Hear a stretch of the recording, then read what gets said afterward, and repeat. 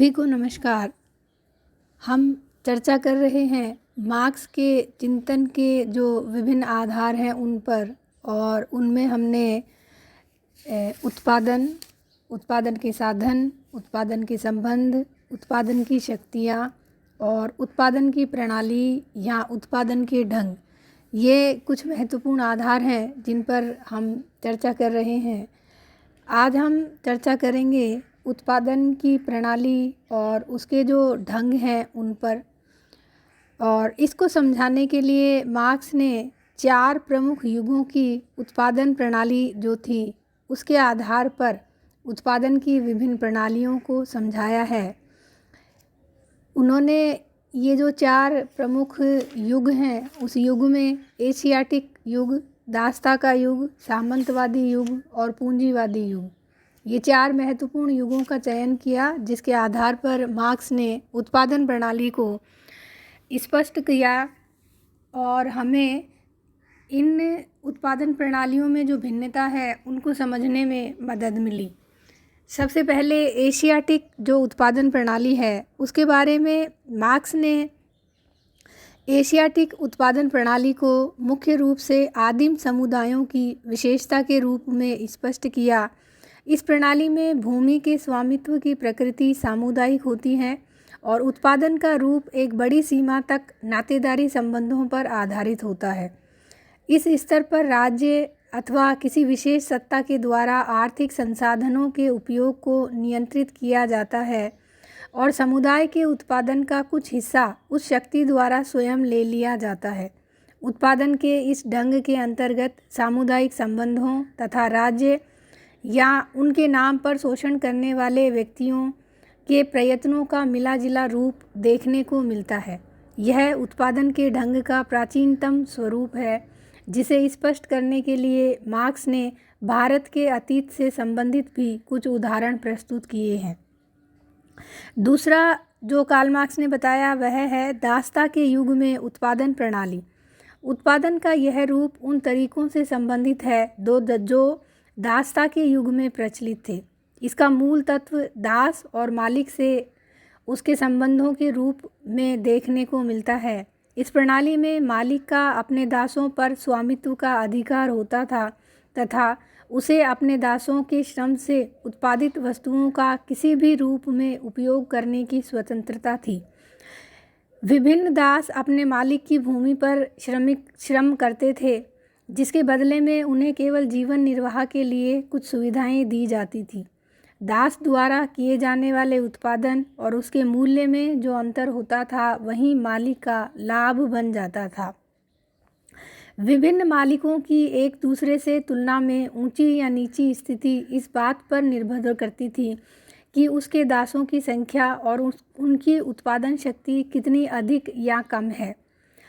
साधारणतः दासों को संतानों को जन्म देने के अधिकार से इसलिए वंचित रखा जाता था जिससे मालिक पर आश्रित लोगों का भार न बढ़ सके, और साथ ही दास के वृद्ध हो जाने पर उन्हें इसलिए बदल दिया जाता था जिससे कि उत्पादन शक्ति में किसी तरह की कमी न हो सके। यह मालिकों द्वारा दासों के शोषण का सबसे अमानवीय स्वरूप रहा। इस उत्पादन प्रणाली में संचय का संबंध दासों की संख्या में अधिक से अधिक वृद्धि करना रहा। मार्क्स ने उत्पादन प्रणाली के बारे में जिस दासवादी व्यवस्था की विवेचना की, इसका प्रचलन मुख्य रूप से रोम और इटली के साम्राज्य से लेकर पश्चिमी एशिया, उत्तरी अफ्रीका तथा ब्रिटेन सहित यूरोप के अधिकांश भागों में देखने को मिलता है। ये दूसरा युग था जिसमें मार्क्स ने उत्पादन प्रणाली को समझाया और इनमें महत्वपूर्ण जो भूमिका थी वह दासों की थी। तीसरा युग मार्क्स ने बताया सामंतवादी उत्पादन प्रणाली। मार्क्स तथा एंजिल्स का मुख्य उद्देश्य यद्यपि पूंजीवादी व्यवस्था में उत्पादन के तरीके और उनसे उत्पन्न परिवर्तनों को स्पष्ट करने से था, लेकिन उन्होंने पूंजीवादी उत्पादन प्रणाली को सामंतवादी उत्पादन प्रणाली के आधार पर ही स्पष्ट किया। सामंतवादी व्यवस्था में सामंत वे लोग थे जिनका भूमि के बड़े हिस्से पर अधिकार था और सामान्य लोग कृषक मजदूरों के रूप में उनकी भूमि पर खेती करते थे। ये सामंत कृषक मजदूरों का उसी प्रकार शोषण करते थे जैसा शोषण पूंजीपतियों द्वारा सर्वहारा वर्ग अथवा श्रमिकों का किया जाता है। जिस तरह सामंत किसानों से भूमि का मनमाना किराया वसूल करते थे, उसी तरह पूंजीपति श्रमिकों के द्वारा उपार्जित अतिरिक्त मूल्य से अपने लाभ में वृद्धि करते थे। मार्क्स ने सामंतवादी समाज को दास समाज तथा पूंजीवादी समाज के बीच की एक कड़ी के रूप में प्रस्तुत किया। उनके अनुसार सामंतवादी उत्पादन प्रणाली ने ही उत्पादन के ऐसे संबंधों को विकसित किया जिनमें अनेक विरोधाभास होने के कारण इस व्यवस्था का अंत हो गया। ये तीसरा युग था जिसे मार्क्स ने सामंतवादी युग कहा। और इसके बाद मार्क्स ने बताया पूंजीवादी उत्पादन प्रणाली, जो कि पूंजीवादी युग में हमें देखने को मिलती है। इस उत्पादन प्रणाली में उत्पादन के साधन के रूप में पूंजी की भूमिका सबसे अधिक महत्वपूर्ण होती है। पूंजी एक ऐसी शक्ति है जिसके द्वारा पूंजीपति श्रमिकों को अपना श्रम बेचने के लिए बाध्य करते हैं। यह पूंजी विभिन्न प्रकार के भौतिक उपकरणों तथा विकसित मशीनों के रूप में भी हो सकती है। इसका स्वामित्व पूरी तरह पूंजीपति वर्ग के हाथ में होता है। समाजशास्त्री बोटोमोर ने मार्क्स द्वारा की गई विवेचना के आधार पर पूंजीवादी व्यवस्था में उत्पादन के ढंग और उद्देश्य को स्पष्ट करते हुए लिखा है कि उत्पादन प्रणाली में वस्तुओं का उत्पादन उपभोग के लिए नहीं बल्कि विक्रय के द्वारा लाभ प्राप्त करने के लिए किया जाता है। पूंजीपति श्रमिकों को अपना श्रम इस तरह बेचने के लिए बाध्य करते हैं जिससे वे अपनी श्रम शक्ति का उपयोग उन्हीं के हित में कर सकें। विनिमय के माध्यम के रूप में धन का उपयोग किया जाता है तथा श्रमिक और उसके नियुक्तिकर्ता के संबंध अनुबंध पर आधारित होते हैं। सभी आर्थिक निर्णय पूंजीपति वर्ग द्वारा ही लिए जाते हैं। यद्यपि विभिन्न पूंजीपतियों के बीच भी अधिकतम लाभ पाने के लिए एक स्पष्ट प्रतिस्पर्धा चलती रहती है। इस प्रकार से मार्क्स ने इन चार अलग अलग समाजों के आधार पर या चार युगों के आधार पर उत्पादन प्रणाली को समझाया। ये मार्क्स के चिंतन के महत्वपूर्ण आधार हैं। इसके आगे मार्क्स ने जो वर्णन किया है वह है आधार संरचना एवं अधिसंरचना के रूप में। मार्क्स ने जो आधार संरचना और अधिसंरचना है, इन दो महत्वपूर्ण अवधारणाओं के बारे में हमें बताया। इन दोनों ही अवधारणाओं को मार्क्स ने अपने विभिन्न सिद्धांतों के रूप में काम में लिया है। आधार संरचना एवं अधिसंरचना पर हम चर्चा करते हैं। मार्क्स द्वारा प्रस्तुत विचारों से संबंधित आधार संरचना तथा अधिसंरचना दो मुख्य अवधारणाएं हैं। उन्होंने समाज की सामाजिक आर्थिक संरचना को दो भागों में विभाजित करके उनका विश्लेषण किया। आधार संरचना को हम सामान्य शब्दों में बुनियादी संरचना कह सकते हैं, जबकि अधिसंरचना का तात्पर्य सामाजिक आर्थिक ढांचे के ऊपरी हिस्से से है।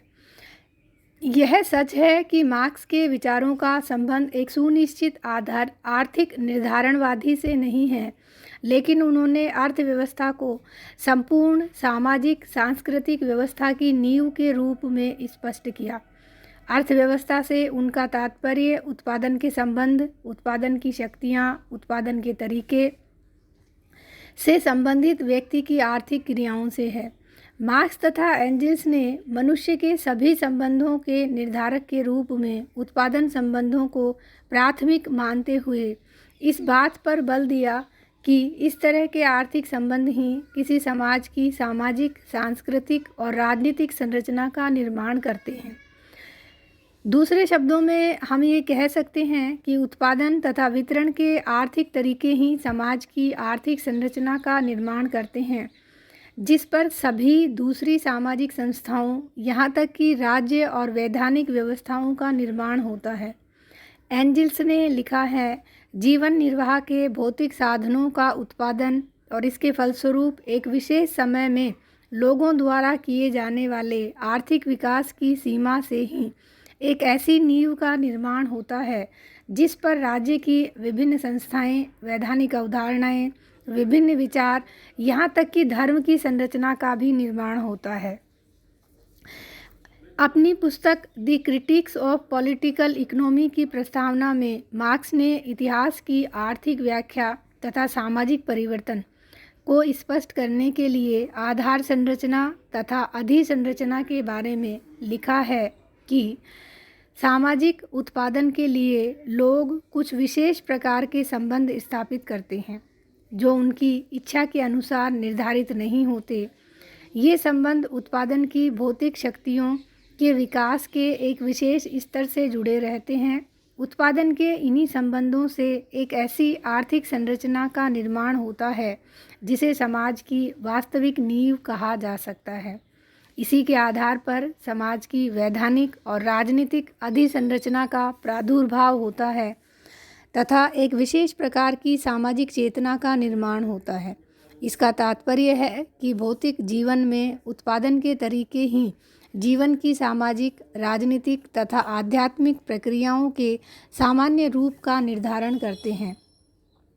इसके विकास की एक विशेष अवस्था में उत्पादन की भौतिक शक्तियों का उत्पादन के वर्तमान संबंधों से संघर्ष होने लगता है।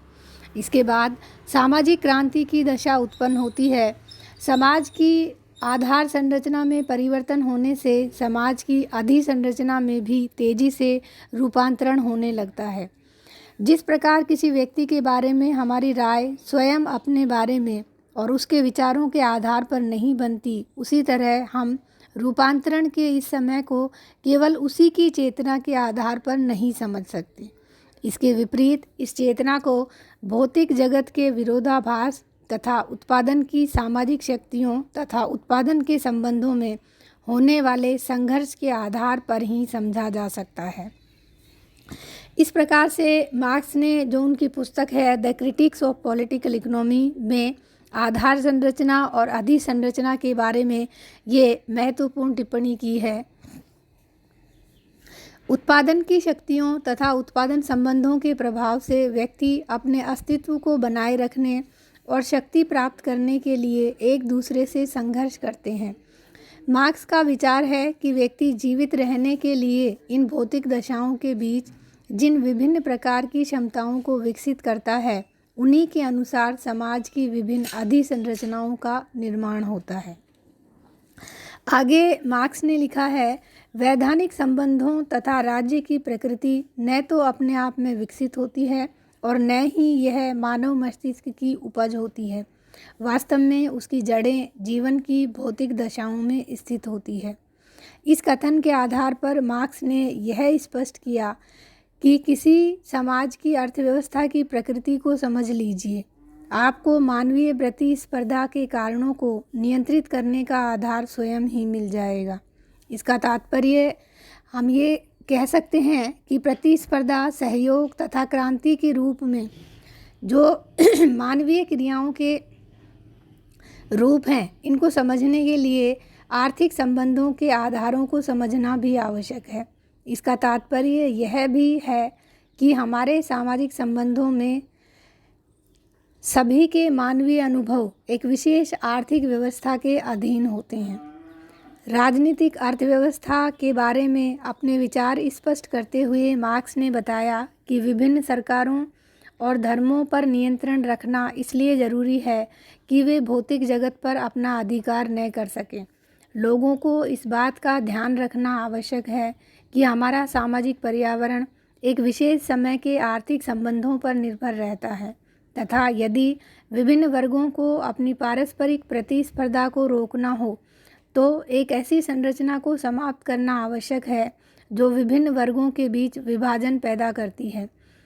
इस प्रकार हम ये कह सकते हैं या ये स्पष्ट होता है कि मार्क्स के अनुसार समाज की आधार संरचना तथा अधिसंरचना की प्रकृति एक दूसरे से भिन्न होने के बाद भी ये एक दूसरे से संबंधित हैं, क्योंकि जब किसी समाज की आधार संरचना में परिवर्तन आता है तब उत्पादन के संबंधों में परिवर्तन आने से सामाजिक परिवर्तन की दशा उत्पन्न हो जाती है। इस प्रकार से मार्क्स ने आधार संरचना और अधिसंरचना को समझाया। ये मार्क्स के चिंतन के महत्वपूर्ण आधार हैं जिनकी हमने चर्चा की। आज के लिए बस इतना ही। धन्यवाद।